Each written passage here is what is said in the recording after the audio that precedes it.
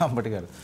మీ సందేహం అసలు ఈయనేంటి ఇప్పుడు సడన్గా ఈయన ఎంట్రీ ఇచ్చి ముద్రగడ గారి కోసం ఇంత గొప్పగా పొగడడం ఏంటి?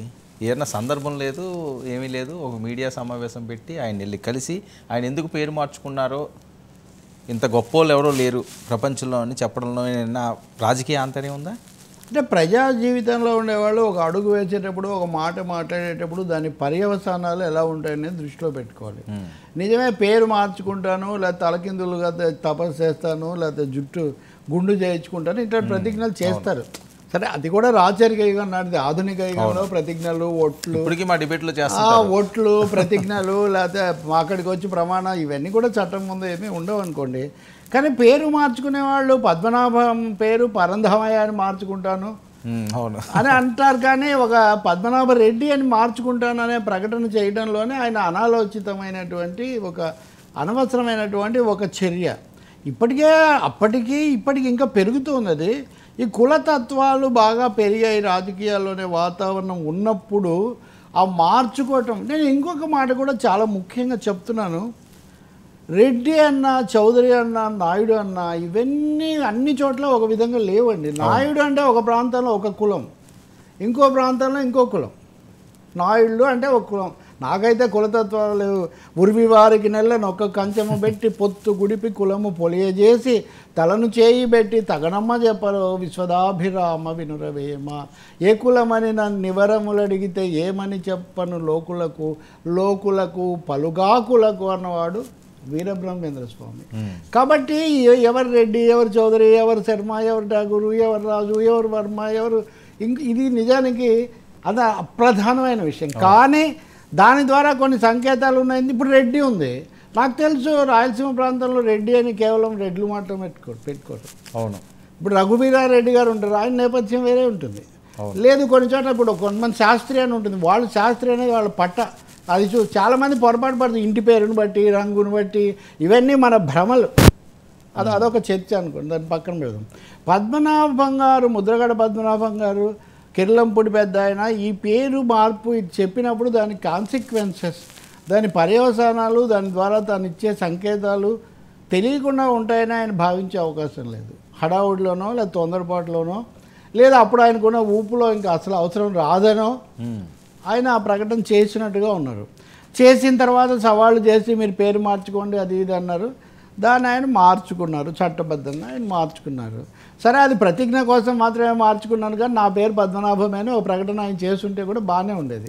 నేను చెప్పాను కాబట్టి అది రాజకీయాల కోసం లేకపోతే చట్టం కోసం మార్చాను. నేనైతే ప్రజా జీవితంలో నేను ఎప్పటికీ ముద్రగడ పద్మనాభాన్ని, ఆ మాట అంబటి రాంబాబు చెప్తే ఉపయోగం లేదు, ఆ మాట ముద్రగడ పద్మనాభం చెప్పాలి. ఎందుకంటే ఇంకా రెండో మాట, ఇది మొదటిది. ఎందుకు ఇలా చెప్తున్నారంటే ఒక ఇబ్బందికరమైన వాతావరణంలో ఉన్నారు, ఒక విధమైన రకరకాల శక్తుల మధ్య. కాబట్టి ఆయన కొంత తోడు నిలబడాలని వైసీపీ భావించి ఉండాలి. అప్పుడు ఆయన నిరాహార దీక్ష చేసినప్పుడు వెళ్ళింది కూడా అంబటి రాంబాబే. అప్పుడు ఏమన్నారు ఏంటి, ఆయన మన అలాంటి వాళ్ళందరికీ మీడియా వాళ్ళకి చాలా వివరంగా చెప్తూ ఉండేవాళ్ళు, పోలీసులు ఇలా తిట్టారు అలా తిట్టారు, ఈ విషయాలన్నీ కూడా. సో ఆయన ఇప్పుడు ఆయన కాపాడడానికి, ఆయనకు అండగా నిలబడడానికి అక్కడికి వెళ్ళారు. దాన్ని ఎందుకు ఇంతగా నొక్కి చెప్తున్నారు అంటే, ఆయన మన కుల పెద్ద ఇప్పటికి కూడా దీనికి ఉన్నాడు. అవును. అంటే వీళ్ళని వైసీపీ కాపాడుకునే ఒక ప్రయత్నంలో ఆ సెక్షన్. ఇప్పుడు పవన్ కళ్యాణ్ ఉప ముఖ్యమంత్రి కావటం ఇందాక మనం మాట్లాడుకున్నాం కదా, ఆయన ఒక ఐకాన్గా చూస్తున్న పరిస్థితుల్లో ఈయనేమో పాత ఐకాన్.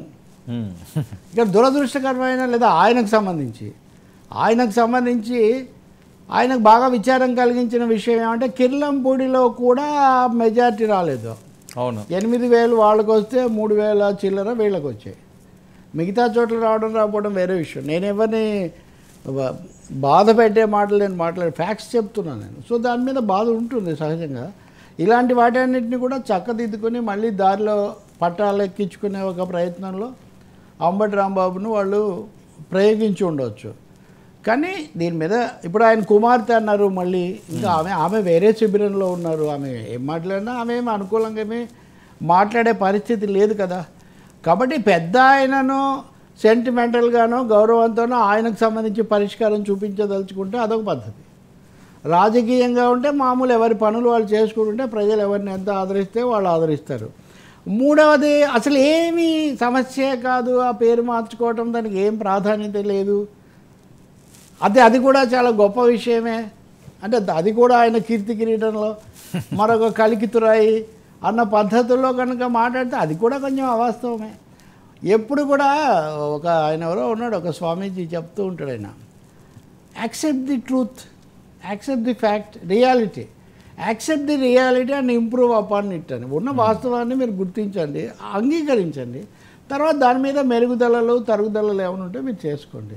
కాబట్టి అంబటి రాంబాబు గారు ఇప్పుడు గజం మిథ్యా, పలాయనం మిథ్యా, పేరు మార్పు మిథ్యా, దాని ప్రభావం మిథ్యా అంటే అది కుదరదు. జరిగింది, అది కూడా చాలా నాటకీయంగా, చాలా ఉద్విగ్నంగా, చాలా రసవత్తరంగా జరిగింది. జరిగి ఉండకూడదు. అప్పుడు కొంచెం జాగ్రత్త తీసుకొని ఉండాల్సింది. మళ్ళీ పేరు మార్చుకునేటప్పుడు కూడా దానికి ఒక తోక ఎందుకండి? ఆ తోక ప్రభావం ఏంటో తెలీదా పెద్ద ఆయనకు? ఇప్పుడు ఆయనేమీ ఇంకా ఓటమిలో ఉన్నారు కాబట్టి ఇప్పుడు ఆయన మళ్ళీ నాకు లేఖ రాయరని నేను ఆశిస్తున్నాను. రాయరని, ఎందుకంటే నేనేం వ్యక్తిగతంగా ఎవరిని అనట్లేదు. నేను వీటన్నిటిని ఏమి కులాలు తోకలు వీటి గురించి అసలు ఏ రోజు ఆలోచించినటువంటి పరిస్థితి కూడా లేదు. మీకు ఎప్పుడైనా ఎలాంటి లేఖలు వచ్చిన సందర్భాలు ఉన్నాయా? పద్మనాభం గారు బాబులు ఎవరడ్డా లేదు, అంటే ఎవరైనా ఆయన శిష్యులు అప్పుడు పెడుతుండేవాళ్ళు సమాచారాలు, వాళ్ళు ఏం జరుగుతుంది అంటే. ఎక్కువ సార్లు ఏంటంటే నిజం తెలిస్తే ఉండదో చెప్తారు, కాబట్టి మీకు ఈ నిజం తెలియజేస్తున్నామని అలాంటి పంపుతూ ఉంటారు ఎప్పుడైనా చాలామంది. అదే ఒక ఉద్రిక్త క్షణంలో ఎక్కువ వివాదాల కంటే కూడా ముందు అది సద్దు మనగడము, ప్రశాంతత ముఖ్యమని నేను భావిస్తున్నాను. అంటే విషయాల్లో రాజీ పడనక్కర్లేదు, పడను కూడా, కానీ వివాదాలు అయితే ముగించాలి కదా. వివాదగ్రస్త వాతావరణం ఎక్కువగా మాట్లాడటం అనేది అది వికాసం కాదు. విషయపరంగా, విధానపరంగా, రాజకీయపరంగా, ముఖ్యంగా ప్రజల కోణంలో మనం ఆలోచించాలి. కానీ ప్రతిదాన్ని సాగదీసుకుంటే ఏదో వ్యక్తిగతమైన ప్రతిష్టలు అప్పుడు అది ముఖ్యం కాదు. ప్రజా ప్రయోజనం చాలా ముఖ్యం ఇప్పుడు, వ్యక్తిగత పంతాల కంటే కూడా. ఆ విషయం కూడా రాంబాబు లాంటి వాళ్ళు కానీ, ఆ పార్టీ కానీ, ఆఖరకు పెద్ద ఆయన కానీ కూడా గుర్తించాలి. ఇక్కడ పంతాలు పట్టింపులు ఏముంది?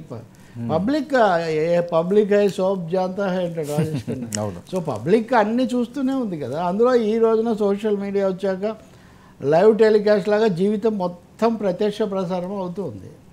కాబట్టి ఈ సమయంలో ఉన్నట్టుగా ఒప్పుకోవడం నిజమే. తొందరపాటు పడ్డాను అప్పుడు మళ్ళీ పేరు మార్చుకునే ఛాయిస్ కూడా ఉంది ఆయనకు.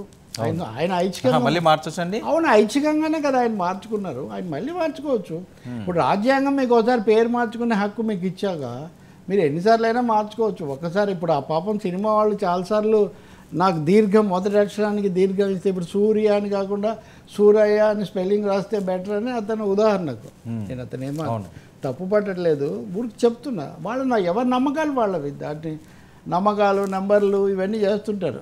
అది మళ్ళీ జన విజ్ఞాన వేదిక, అశాస్త్రీయమైన విషయాలు, అది మరొక చర్చ అనుకోండి. కానీ అంటే నేను అంటుంది పేరు మార్చుకోవచ్చు. ఆయన మళ్ళీ అప్పుడేదో ఆ దశ అంత అయిపోయింది, పేరు మళ్ళీ మార్చుకోవచ్చు. మార్చుకొని కులం లేకుండా నేను అన్నట్టుగా రెడ్డి, శర్మ, చౌదరి, నాయుడు, లేకపోతే శెట్టి ఇలాంటివి ఏమీ ఆ కులం నామాలు, కుల సూచకాలు లేకుండా ఒక పేరు ఆయన అంటే మళ్ళీ యాక్టివ్ అవుదాము అవ్వమని అవ్వడమే కాకుండా మళ్ళీ కాపు పెద్దల్లో మీరు మళ్ళీ చేరాలని ఆయన ఆ పేరు అవన్నీ ఎట్లా ఉన్నా